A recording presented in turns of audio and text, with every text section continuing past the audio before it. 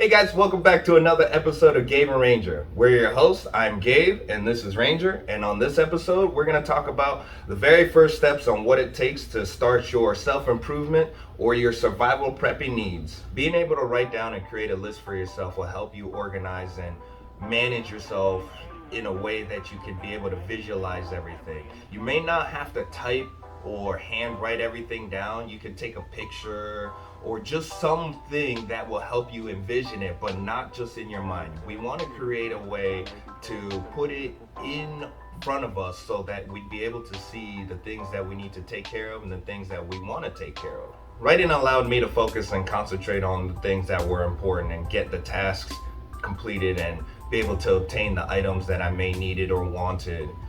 It did take a little bit in the beginning to get things rolling, but after a little bit, it became easier and things became a lot more progressively faster as I wrote down and continued to envision what it was that I wanted and need. And we want to help those that may not be in the best situation or in a tough situation and help you guys organize yourselves in a way that you could structure yourselves that can help you get outside of your rut and start obtaining the things that you want to collect for yourselves. I don't want to create a program where you guys have to pay to have to learn how to do these things for yourselves.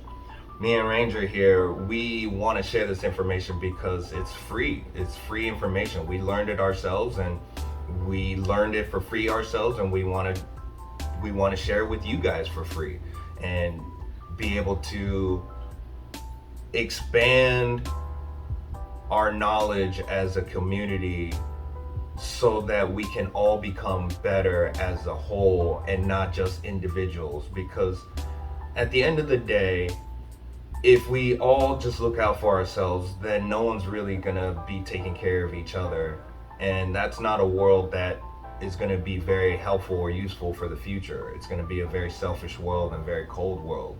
And what we're trying to do is we want to make a world where it can be happier and potentially everyone can be happier, and those that want to be in a better situation for themselves, we want to create that for you guys. And so instead of making programs where you guys have to pay for it, just click and subscribe to our channel and you can grab these information and be able to utilize it for yourself and, hopefully start building your own gear and be able to create your own path and manifest the things that you want in your life. Studying and reading go along with writing. It helps us expand our mind and helps us be able to think about the things that we weren't thinking about before, or be able to give us ideas that we didn't think about before.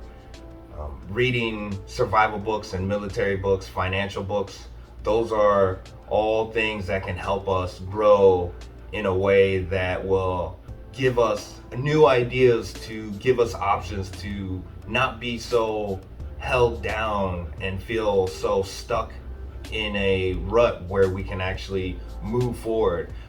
Even TV shows and movies have great information, even though a lot of people would argue that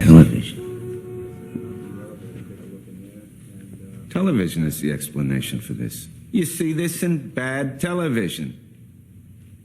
Little assault guys creeping through the vents, coming in through the ceiling. That James Bond shit never happens in real life. Professionals don't do that. Not everything's gonna work, and not everything on TV or movies is realistic, but there are certain things that you can take away and utilize for yourself. At the end of the day, it's not so much TV or the movies that make bad intentions in people. Those were already in people to begin with. Some people may have been lost and don't know and may not have any intentions, but may use bad intentions from these TV shows and movies. But that doesn't necessarily mean that TV shows and movies are projecting bad intentions. Those all start internally with you. It really depends on how you feel and how you want to use that information. If you're going to use it for good or evil, or maybe not at all. Some people don't mind not being involved at all. Being a bystander is probably safe for some people. But there's a lot of good information out there, and it can be found in books, friends, people, TVs, wherever. You just gotta filter and apply for yourself. Now, if you're like myself and you enjoy building survival gear and being a prep planner, but you have day-to-day bills and normal life to deal with, we have to think in parallel worlds. We have to be able to plan for both sides and be able to manage ourselves and conduct ourselves in a way that, you know, we're not hurting ourselves on either end. I have a few examples that I'm going to put up here in just a bit, but even if you're not a survivalist or a prepper, I have a lot of examples in here that will hopefully be helpful to yourselves and help build you up, help me build myself and be able to structure myself in a way that I can do both sides, you know, the normal day-to-day life and build my prep gear. So let's get into it.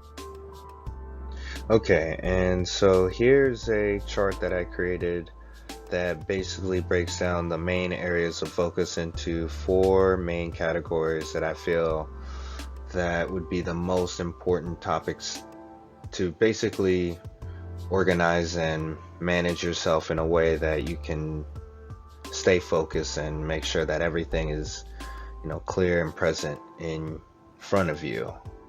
Obviously, you can expand or shrink this list down according to what works for you, but let's get started. So the first category is your health, and then making sure that you have goals to follow up. And obviously, we're going to need money to be able to fund, you know, these adventures, whatever it may be that you're doing. And then having a clear idea of the items and list, you know, of what you want or may need for yourself. It doesn't have to be crazy survival gear. It could just be your normal items that you need just to survive. So in each of these categories, I have it broken down into smaller pieces. First comes your mental health. You know, I try to structure, like I say, I try to structure things in a way that is very clear, but also from the very beginning. I think your health is the most important thing, especially your mental health. You can't really do anything or, you know, start any of these process unless you're in a good state of mind. If you're depressed and down, you're not going to be really motivated to, you know, get this going. So, you know, making sure that you have a good mental health first is very important. Then it's I put down spiritual. For me, spiritual doesn't really mean religious. It more means kind of how you are going to use this information for yourself, and how, you know, you're going to help yourself stay in a good state of mind, and also tying this into ethics and your morals and making sure that you stay on the good side of things and not use information for bad intent and use it for you know, the better good. And then the next and last subject under health is your physical health. We want to make sure that we have a good body and be fit and be healthy. They all tie into each other. It's important that we have all 3 of these things so that we can motivate ourselves and be able to function correctly. Into the next subject is our goals. Creating goals for ourselves and really reinforcing that motivation, because if we don't have goals are our dreams, and if we can't envision our goals and dreams, then what are we really working towards? You know, so within that is, I think personally, which is really important, your life goals. before anything else. You may want kids, you may want a house, you may want, to create different things for yourself and travel or complete a certain task or education or whatever it may be, creating these goals for yourself. Then comes your work goals. If you want to work for a particular job or start your own company, what are you going to do to get that started and get your career rolling? And then lastly in this subject is creating short and long-term goals. If you create only short-term goals, they're not gonna have that final motivational impact like a long-term goal will have.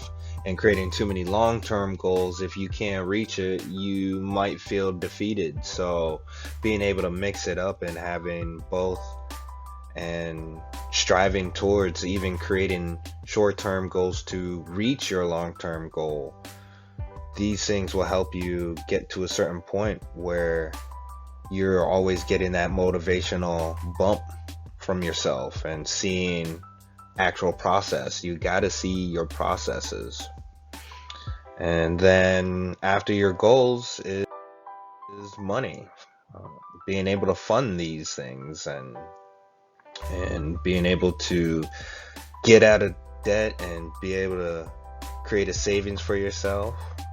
And actually that's why debt is the first thing in this list, just because if we started off with our earnings and savings and then work down from there, it's going to start having the reverse effect versus having that motivational effect. We want to be able to know how far in the hole are we. For myself, I can only speak for myself. I was very uncomfortable looking at my debt and bills and putting all the numbers together. When I was younger, I refused to do it because it was hard to do. I just didn't like looking at those numbers because it was just a tough thing to do, which is why I have bills as the next thing. Being able to create a list and chart for yourself, which is why I have a graph right here as well to help break everything down. It doesn't have to be confusing. It doesn't have to feel like everything is everywhere. We can simplify ourselves. And with this chart here, you can see that there's only so many bills that need to be paid off. Some people may have more, some people may have significantly less. It just depends on your situation and what you want and what you're actually dealing with. If you have to deal with something, if you have medical issues, those are bills, or educational goals, those are bills that you're gonna have to take on. If you're living more discreetly, your bills may only be a few handful of bills, but being able to do the math and have the answer before anything else, then you can start moving forward. But if you only have a guessing game and you're playing in the dark, then you're never going to really be able to see where you're. After that is your earnings, which is really simple. How much money are you making? Break it down to week, month, year, and go from there, and then start doing the math. And honestly, it just goes right into projecting and being able to project your numbers and see where you're going to stand in a few weeks, where you're going to stand in a few months. What what's your numbers going to look like at the end of the year? How can we improve that? How do we get out of debt? How do we get away from zero as much as possible and get as positive, as quickly as possible? So with that comes the items that we want or need. Firstly is what do we need? What do we need to buy for ourselves? Is it a medical thing? Is it an educational thing? Is it something that we really need in our lives? I think needs are more important than wants, which is why I put that first. But obviously, right after your needs are, what are your wants? What do you want after your needs are met? Or, can you squeeze your wants in between your needs? Does the numbers fit? Can you, move the small stuff around and pay off the big stuff later? Can you pay off the bigger stuff now and vice versa, pay off the smaller stuff later? It really just depends on your situation. I can't tell you your situation versus mine, but if you put all of these numbers together and you write out these lists, you will be able to see it for yourself. No one else is going to be able to do it but yourself. And you put all of these things together, I guarantee you're going to be able to move forward exponentially. It's just going to work in your favor. Which brings us to the next important thing that we do for ourselves, which is physical fitness. Like Grand Thumb said, if you're not fit, you're gonna die. I'm gonna keep harping on it. Be fit. I know a lot of us are busy, have a busy schedule, don't have a lot of time. But there's always ways to squeeze in working out. You don't have to go to the gym. You can work out right in your office space. There are a million places you can work out. Even if you're in front of a million people, you can always work out. Walking, hitting the steps, doing sit-ups, doing push-ups in your cubicle, doing some quick jumping jacks during your break and workout. A little bit. Get something in. Right now I have 50 pounds on my back to mimic wearing a vest. A lot of you guys out here online like the idea of wearing a bulletproof vest and will sport it around the house. But when it comes to that time when you really need it, are you going to be able to wear it for hours on end? So, once again, like Grand Thumb said, wear your gear. And if you're embarrassed of wearing your gear in public, then use something different. I got a backpack. I try to find alternative ways to train myself with the gear that I have without necessarily having to look like I'm cosplaying or feel like, people are looking at me like I'm cosplaying. Let's get it in. Let's work it out.